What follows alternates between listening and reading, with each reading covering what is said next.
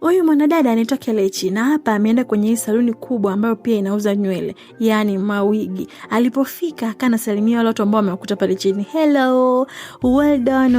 Na kuna aloko anamjibu. Basi akawa amepanda juu ambapo wanauza mawigi. Alipofika akawa ameulizia ile wigi linauza $1,800,000. Deka anamwambia mimi nakupa $800,000 tu hapa inatosha. Ile wigi bei kubwa sana kati ile wigi ni $800,000. Wakawa na bishano pale na huyu muuzaji afu anaingia huyu mwanadada anaitwa Mandy. Mandy anaela vibaya mno na anapofika anaanza kuangalia wigi la kununua na wale wauzaji wanakuwa pia wanamshobokea kwa sababu wanamjua ni mteja wao wa kila siku. Basi Mandy anachagua wigi na akawa amekaa pale. Alipokaa Kelechi akamwangalia ni kama anamjua. Kumwangalia vizuri mbona kama Isura Songe, ndo anakumbuka hey, Chimamanda. Huyu ni Chimamanda. Walikuwa rafiki yao kitambo mno, lakini sasa hivi Chimamanda ametajirika. Alifanya kama hamjui kabisa Kelechi. Basi Kelechi wakati anaondoka akaamua kuiba wigi na akawa ametoka nalo. Akiwa pale njiani, bodaboda akapita na wigi lake. Yani kwa kweli kisicho riziki akiliki. Hapa tunamwona Fega ameenda kukopa hapa dukani kwa ujamaa na anamwambia mlipe kwanza ni kukopesha vitu vingine. Mwanadada hana hela hivyo anampiga Kiswahili kingi mpaka jamaa anajikuta amemkopesha bila kuelewa amemkopeshaje. Fega anamuuguza mama yake ambaye anaumwa BP na hapa mama anakataa kula, anambia mwanangu hivi vyakula ni vyakula au ni sacrifice. Mimi sitaki hivi vyakula, nimechoka. Anambia mama jitahidi ule, leo nimekuongezea hivi maziwa kidogo. Yani leo unakula balanced diet. Kuna mayai, kuna maziwa, kuna karanga, kuna gari pia. Basi akiwa anambembeza mamake pale lakini mamake hawataki kula mpaka mwanadada analia lakini mama ndio hivyo amemkazia. Fega ni jirani yake na Kelechi na hapa Fega ametoka kutafuta kazi. Anamkuta Kelechi amelala chini ya mti na anamwambia wewe unahangaika nini wakati mjomba wako ni tajiri kabisa, kwani usimwombe akupe kazi? Fega anamwambia oya, sitaki kusikia ukinitajia jina la huyo mtu tena. Sasa sijui mjomba wake alimfanya nini mpaka hataki kumsikia. Na Kelechi anamwambia Fega bora uongee na mimi vizuri, ishi na mimi vizuri sasa hivi kwa sababu baadaye nitakuja kuwa tajiri mkubwa sana. Na kuna sehemu nimeinvest kwa wale forex trader wale ambao wanakuambia wekeza $100,000 baada ya masaa 24 unapata $10,000. Fega akamwambia oya, utalizwa vibaya mno. Basi Fega akawa anaondoka anaenda nyumbani. Wakati anaenda nyumbani anasikia Kelechi anapiga Kelechi neke. Anakuja anamuuliza nini shida, anamwambia ya udo ya humio. Ameshatapeliwa ile $100,000 alikuwa amewekeza ili apate $10,000,000. Hii siku Fega akiwa njiani ametoka kutafuta kazi bila mafanikio, mara Range Rover inapaki mbele yake na kumbe ni Mandy. Na Mandy anashusha kioo anamuita Ogene Fega. Fega mwenyewe anashangaa anamuita Chimamanda. Hawa walikuwa ma best friend kuanzia wakiwa watoto na wanapotezana kwa muda mrefu sana. Wanaonekana kuwa na furaha sana na wanaenda mpaka nyumbani kwa mama yake Fega. Mama anafurahi kumuona Chimamanda baada ya kipindi kirefu. Tukumbuke Chimamanda ni ule Mandy aliyekuja kule kwenye ile saluni akamkuta Kelechi na akajifanya kama hamjui kabisa. Sasa wakati Mandy anaondoka, Fega akawa anamsindikiza na wanakutana na Kelechi hapo nje. Kelechi kama kawaida yake anaanza kutoa mimacho pale, ni kama anataka kuongea na Mandy la anashindwa. Basi akiwa anaongea pale, Mandy anampa Fega pesa nyingi sana. Fega anakuwa kama anakataa lakini baadaye anakubali. Na Kelechi anamwambia Mandy, "Ndio unaondoka?" Anamwambia, "Ndio naondoka." "Asante kwa kuja. Basi achia hata kitu kidogo." Ndo Mandy anatoa vile kidogo na kumpatia Kelechi kisha anaondoka. Hii siku Mandy anamkaribisha Fega nyumbani kwake. Na Fega anasema, "Kwani tumekufa? Maana ni kama tupo mbinguni." Una nyumba nzuri sana rafiki yangu." Mandy anamwambia, "Hamna, mambo ya kawaida tu haya." Wanaongea sana na Mandy anamshukuru Fega kwa kuwa rafiki mzuri na anayemjali sana kipindi wakiwa wadogo na pia walivyokuwa pamoja. Na pia anamkumbusha jinsi mama yake Tega alivyokuwa akimjali sana Mandy na kumpenda kama mtoto wake. Anamwambia, "Hakika wewe ni rafiki bora sana kwangu. Na ukiwa na uhitaji chochote kile utaniambia mimi nitakupatia." Hii siku Mandy amekuja kumsalimia Fega na anakutana na Kelechi. Na Kelechi anaanza kumsifia Mandy hapo nje. Na anamwambia ampe mchongo anaofanya kwa sababu yeye mwenyewe anataka kuwa tajiri kama yeye Mandy alivyo. Na anamwambia wewe nipe mchongo hata kama ni haramu au sio haramu, wewe nipe tu mchongo, mimi nipo tayari kwa lolote. Na Mandy anamwambia basi sawa, tafuta mazingira mazuri ya kuongea, mazingira sio ya kuongea haya mambo. Baadaye Fega anamwambia Kelechi, nataka nianze biashara ya juisi na chakula. Nitakuwa nawasambazia wateja wangu majumbani. Kelechi anamwambia wewe mtaji umetoa wapi? Anamwambia hizi pesa ambazo alikuwa ananipa Mandy nimekuwa nikikusanya na sasa hivi imetosha mtaji wa kuanza hiyo biashara. Anamwambia kwanza huyo Mandy mimi nahisi ni mchawi. Kwa nini asikusaidie upate kazi? Anakupa tu hivyo vihela vidogo vidogo na vizawadi. Kwa nini asikutafutie wewe kazi? Anamwambia mimi hajanitafutia kazi kwa sababu sijamuomba. Nikimwomba ashindi kunitafutia. Anamwambia hamna, wewe una akili. Yaani wewe bado hujakuwa. Wewe uone kabisa mtu anakuona rafiki yake unateseka. Mliishi pamoja kwanza mko watoto kama mtu na dada yake. Alafu sasa hivi anakuacha uteseke. Hamna haja ya kumuomba. Kama mtu alikuwa anataka kukusaidia angekusaidia tu. Fega anamwambia wewe hebu acha wivu bwana. Mimi nataka nianze biashara yangu na hivi karibuni naanza biashara. Siku zinaenda na Fega anaanza biashara yake na mteja wake wa kwanza anakuwa Mandy. Na hapa yupo anapaki mizigo kwa ajili ya kumpelekea Mandy. Na Kelechi anamwambia naomba basi nikusindikize rafiki yangu kidogo nikusupport kwenye biashara yako. Wanafika kwa Mandy na wakiwa pale wanaongea, Kelechi anamuuliza Mandy, hii biashara unaofanya ni biashara gani? Tuambie na sisi tujaribu fursa. Na Mandy anapata kigugumizi na baadaye anajibu mimi ni mwekezaji tu, nina makampuni mengi sana nchini hapa ni USA na London. Kwa hiyo mimi ninawekeza tu sehemu mbalimbali. Jioni Fega anamwambia mama yake ameanza biashara ya chakula na juisi na mama yake anamwambia nakufurahia sana mwanangu. Mungu akubariki sana kwa namna ambavyo unavyopambana kutafuta hela, sio kama mabinti wengine wanafanya mambo ya mabaya ili wapate hela. Usikubaliane nao siku wakikushawishi. Mungu akubariki, biashara yako ikae kubwa. Fega anapokea tu hizo baraka kwa Zamaza, anasema amen.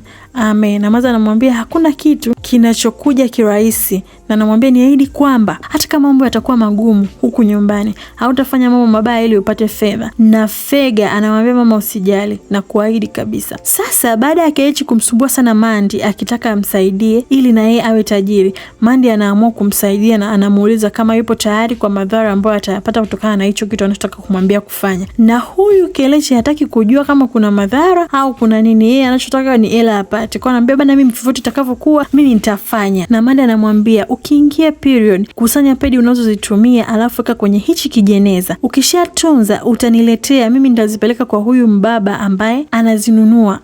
Tukimpatia yeye anakupatia wewe fedha ambazo fedha ni hela nyingi sana kama $3,000. Kelechi anachanganyikiwa baada ya kusikia hizo hela. Baada ya kusikia kwamba ni madola mengi anamwambia ila kuna madhara. Anambia mimi sitaki kujua madhara bana, mimi ndio nimepata hela tu inatosha. Basi Mandy anamwambia Kelechi ahamie kwake kwa ajili ya uangalizi ili asije akaharibu kazi. Na Kelechi anahamia nyumbani kwa Mandy.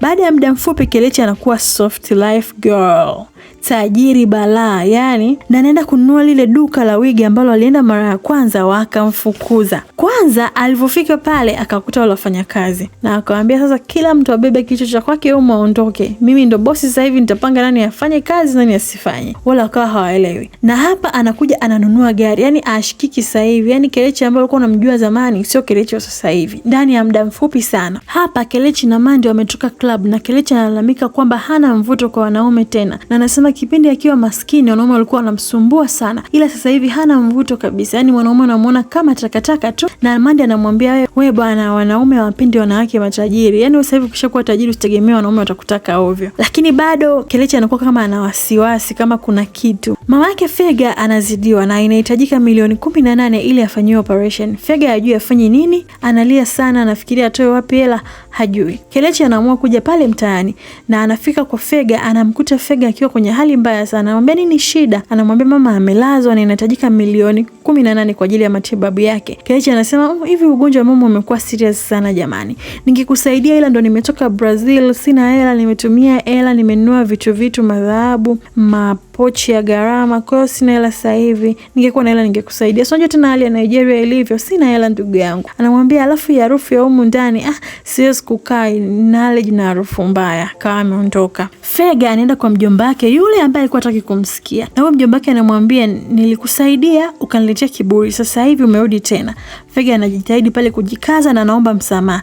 Na mjomba wake anamwambia nimekusamehe, nitajia account number nikuwekea milioni 18 kwa ajili ya matibabu ya mama yako. Akawa anamtajia, 001. Mjomba wake anamwambia ongeza sauti sikusikii, ongeza sauti, yani hapo sikusikii kabisa. Anamwambia au njoo sogea ukae hapa pembeni yangu ili uweze kunitajia, tusije tukakosea tukamtumia mtu mwingine, unajua tena hizi ni hela nyingi. Kwa sogea hapa karibu unitajie ili wewe unaona ninavyoandika. Wakati anataja namba, mjomba wake anamsogelea, anaanza kumshika. Fega anakasirika na anamwagia kinywaji usoni, anamwambia una shida gani wewe mzee? Anamsukuma, anamwambia uko rubbish, anaondoka. Anaenda nyumbani kwa Mandy na anamwambia anaomba msaada. Mandy anampa pole sana, kumwambia atampatia milioni 3 ndio pesa alionayo kwa muda huo. Fega anajaribu kumwomba Mandy amuunganishe kwenye kazi anayofanya ili aweze kupata fedha kwa ajili ya matibabu ya mama yake. Mandy anakataa. Fega analia, anamuomba, lakini Mandy alimkazia kabisa, hataki kumuunga kwenye hiyo kazi anayofanya. Huku Kelechi anamuuliza Mandy, kwa nini hutaki kumuunganisha Fega kwenye hizi pesa tunazozipata? Hizo pesa za majoka hizo. Anamwambia mimi siwezi kumuunganisha kwa sababu namlinda,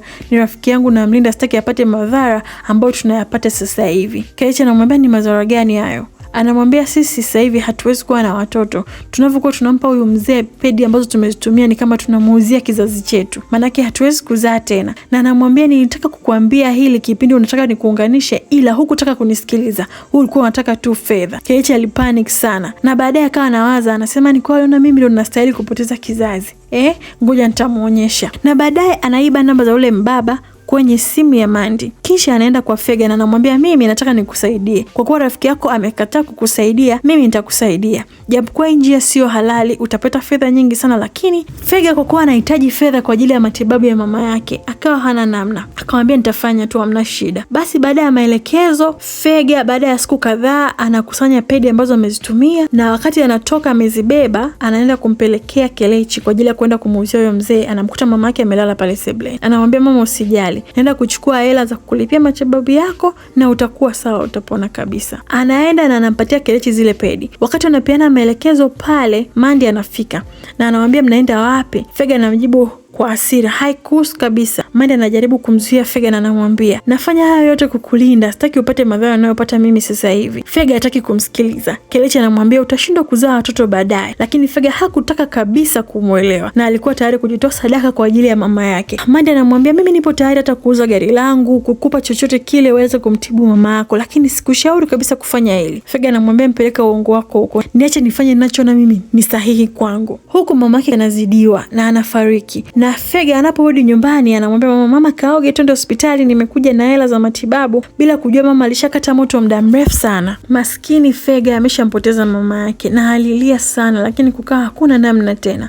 Huku Mandy anakasirika mno na anamfukuza Kelechi nyumbani kwake. Na Kelechi anamwambia kwa nini ni nyumba? Hivyo unazijua nyumba wewe? Wewe kunisumbua mimi na hichi kinyumba chako? Anamjibu kwa dharau sana, kisha anaondoka. Na huku Fega amelala sebuleni pale, anaota anaongea na mama yake, na mama yake anamwambia kwamba pesa isiyo halali haiwezi kuondoa matatizo ila inayaongeza hayo matatizo. Na anamuuliza kwa nini mama umefariki? Mama yake anajibu mwanangu, futa machozi, mimi maisha yangu yameshafika mwisho ila yako bado yanaendelea, unatakiwa kuishi bado, una nafasi ya kufanya mambo kuwa sawa sasa hivi, haujachelewa. Na Fega anashtuka usingizini, anachukua lile furushi la pesa alilopata kwa yule mchawi na anakwenda kulichoma moto, na anaamua kuanza upya biashara yake aliyokuwa anaifanya mwanzo. Na Mungu anasaidia, biashara inanyooka. Mandy anakuja kumuomba msamaha Fega na anampa pole kwa kufiwa na mama yake, na anamwambia sasa hivi nimeacha mambo ya pesa za uchawi, sasa hivi nimeamua kutafuta kazi halali, niko nafanya kazi yangu halali. Anamwambia naomba unisamehe sana rafiki yangu kwa kudanganya kuanzia mwanzo, naomba unisamehe sana. Wanaombana msamaha pale na wanasameheana na mambo mengine yanaendelea. Huku Kelechi amewehuka. Sasa sijui alikosea masharti ya ule mzee ama ni vipi. Amekuwa chizi, yani anasumbua watu huko barabarani. Asante kwa kutufuatilia kuanzia mwanzo mpaka mwisho. Usisahau kusubscribe na kubonyeza alama ya kengele ili uweze kupata taarifa tunapokuwa tumepost recaps nyingine kama hizi.